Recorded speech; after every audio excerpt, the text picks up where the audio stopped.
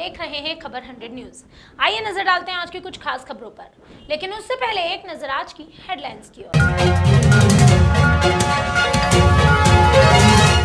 चिकित्सा शिक्षा मंत्री विश्वास सारंग का बयान, मध्य प्रदेश बेरोजगारी में पीछे, रोजगार के नए अवसरों का कर रहे हैं निर्माण।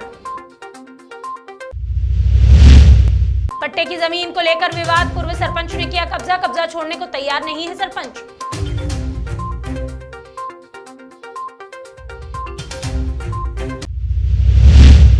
और लाल कुआं के नाले में मिला अज्ञात शव, पुलिस कर रही मामले की जांच।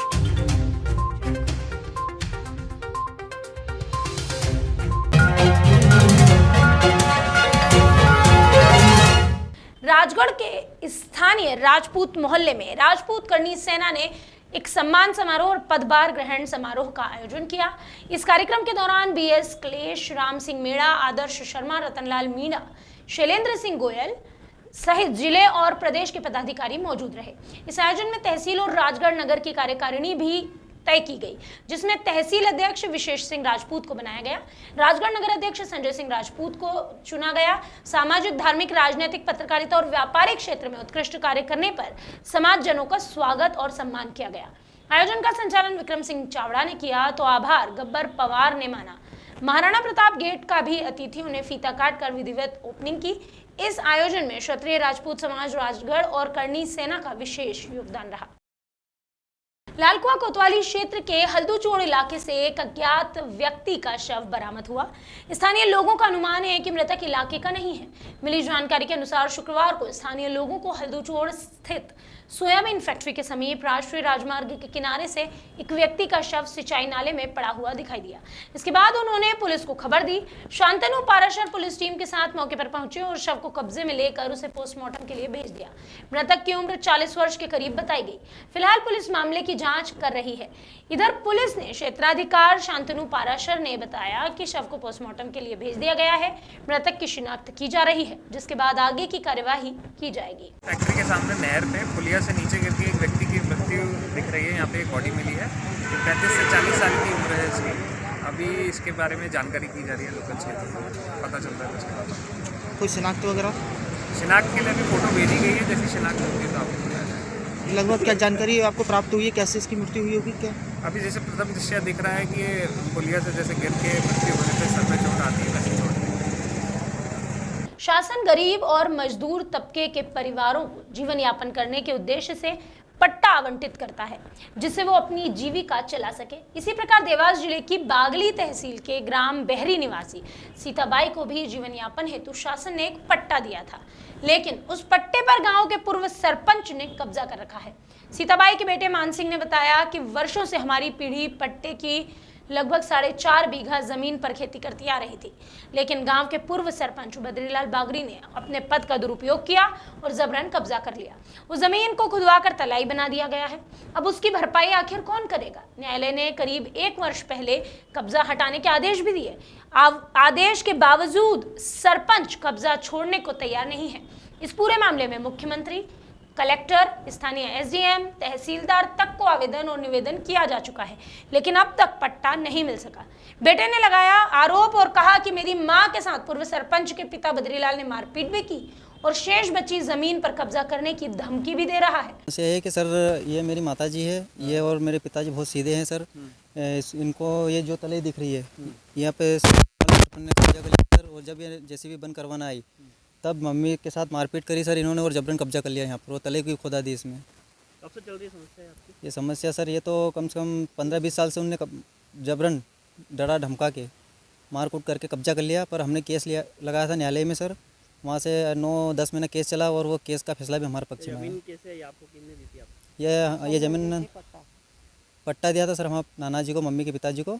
शासन ने जीवन यापन करने के लिए सरकार ने पट्टा। कितने बीघा जमीन? 6-6.5 बीघा सर। इसके अलावा और कौन सी जमीन है? इसके अलावा सर ये 2-2.5 बीघा बची हमारे पास। इसमें भी वो सरपंच बोल रहा है कि मारकूट करके ये भी छुड़ा लेंगे। कोर्ट से क्या निर्णय है आपका? निर्णय हमारे पक्ष में आया सर। हम थाने में जाते हो, एसडीएम कार्यालय जाते हो, क्या होता है? वहाँ भी यही तारीख पे तारीख बढ़ती रहती है सर, कोई निराकरण नहीं हो रहा। फिर भी कोर्ट से आपका निराकरण आया होगा ना? आया ना सर। उसके बाद कर सामने वाले को कोर्ट ने आदेश भी दिया था 7 दिन का जी। तो उसके बावजूद भी कब्जा नहीं हटा उसका। आपकी मांग क्या है? हमारी मांग ये है कि हमारा कब्जा हमें वापस दिलाया जाए और ये जो ये भरपाई, इसकी भरपाई भी किया जाए शासन या उसके कोर्ट करे। आप कौन हो इनके? ये मेरी माता जी, मैं उनका लड़का हूँ। मध्य प्रदेश के चिकित्सा शिक्षा मंत्री विश्वास सारंग ने मीडिया से बातचीत की। इस दौरान उन्होंने कहा कि बेरोजगारी पर केंद्र सरकार की रिपोर्ट में बेरोजगारी दर में मध्य प्रदेश सबसे पीछे है। रोजगार देने के लिए नए अवसर हम सृजित कर रहे हैं। सरकारी और निजी क्षेत्रों में रोजगार देने का काम मध्य प्रदेश सरकार लगातार कर रही है। सीएम शिवराज सिंह चौहान ने एक समीक्षा बैठक ली थी जिसमें उन्होंने तमाम निर्देश दिए हैं। इस दौरान मंत्री ने कहा कि चिकित्सा शिक्षा के क्षेत्र में छात्रों को बेहतर शिक्षा के लिए निर्देश दिए गए हैं। साथ ही विभाग के नवाचारों के लिए सीएम ने तारीफ भी की। बैठक में सीएम शिवराज सिंह चौहान ने तीसरी लहर से निपटने के लिए दिशा निर्देश दिए और उन्होंने कहा कि हमारे विभाग ने कोरोना से निपटने के पूरे इंतजाम कर लिए हैं। देखिए, जो अभी केंद्र की सरकार की रिपोर्ट आई है उसमें बेरोजगारी दर सबसे कम मध्य प्रदेश में है। हम रोजगार के नए अवसर सृजित कर रहे हैं और रोजगार में सरकारी नौकरी के साथ साथ प्राइवेट सेक्टर की नौकरी जो बड़े बड़े उद्योगों के इन्वेस्टमेंट के बाद आती है, और सबसे महत्वपूर्ण है स्वरोजगार। स्वरोजगार की राज्य सरकार की योजनाएं और केंद्र सरकार की सभी योजनाओं का सुचारू क्रियान्वयन मध्य प्रदेश में हो सके, उसको लेकर हम सुनिश्चितता कर रहे हैं और बैंकों से मैपिंग करके रोजगार के लिए युवाओं को सही समय पर लोन मिल सके, इसकी पूरी व्यवस्था हम कर रहे हैं। कसरावद क्षेत्र की मुंबई आगरा राष्ट्रीय राजमार्ग के मुकुंदपुरा शुगर मिल के सामने शुक्रवार को एक पिकअप का स्टीयरिंग फेल होने से पिकअप अनियंत्रित हुई और पलटी खा गई। पलटी खाने के बाद पेड़ से टकराकर सीधी भी हो गई। इस मामले में पिकअप के ड्राइवर पिंकू शहीद हुसैन ने बताया कि पिकअप में मुर्गे भरकर वो महाराष्ट्र से मलखेड़ा से जावरा जा रहा था।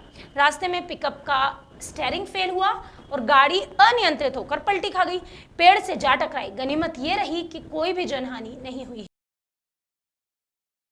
संपूर्ण मध्य प्रदेश के सरपंच को पुनः पंचायत के प्रभाव देने के संबंध में शुक्रवार को मुख्यमंत्री के नाम कसरावद में एक ज्ञापन सौंपा गया।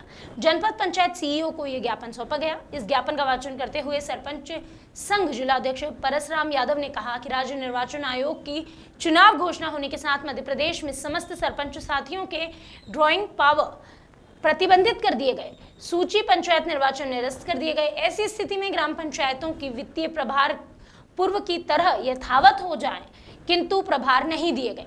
वर्तमान में आगामी पंचायत चुनाव 4 से 6 महीनों के बाद ही किए जा सकेंगे और ऐसे में किसी दूसरे व्यक्ति को यह अधिकार देना सरपंचों के साथ गलत होगा। ग्राम पंचायत के वित्तीय प्रभार किसी अन्य व्यक्ति के पास होने से पंचायत में विकास कार्य प्रभावित होंगे। अन्य कई समस्याओं को देखते हुए ज्ञापन देकर सरपंच अपना प्रभार वापस देने की मांग की गई।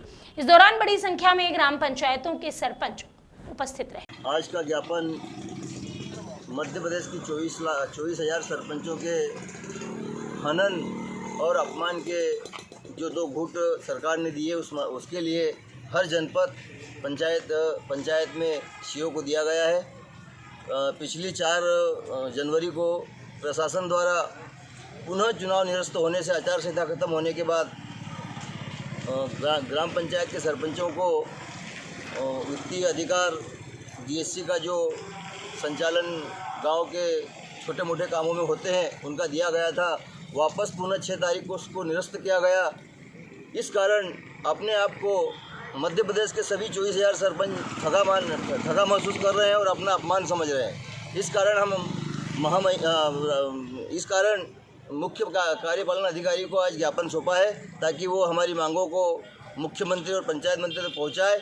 उन चीज़ों को ध्यान में रखते हुए मुख्यमंत्री सही दिशा निर्देश लेकर वापस पुनः हमारी पंचायत के सरपंचों को वो दायित्व सौंपे ताकि गांव का विकास और सरपंच कार्य हो सके। अभी के लिए बस इतना ही। बाकी खबरों का सिलसिला लगातार रहेगा जारी। आप देखते रहिए खबर 100 न्यूज़, जनता की बुलंद आवाज़।